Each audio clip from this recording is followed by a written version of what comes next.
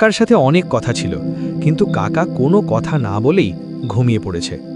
আমিও ভাবলাম যে এত রাতে আর কাকাকে বিরক্ত করব না, যা কথা বলার কাল সকালে না হয় বলবো। এরপর আমিও চোখ বুজে ঘুমিয়ে পড়লাম। সকাল হলো, আমার ঘুম ভেঙে গেল। পাশে দেখলাম কাকা নেই। উঠে বসলাম, ভাবছি কাকা কোথায় গেল। এরপরে মনে হলো, যখন ছোট ছিলাম তখন কাকা তো আড়তে যেত ভোরবেলায় উঠে, তাই হয়তো বা গেছে। আমিও আর একা একা ঘরে বসে থেকে কি করব।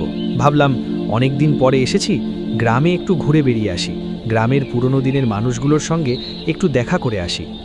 তাই বেরিয়ে পড়লাম গ্রামটা ঘুরে দেখতে।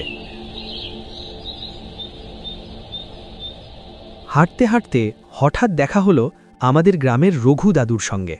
রঘু দাদু আমার কাকির বাবা, মানে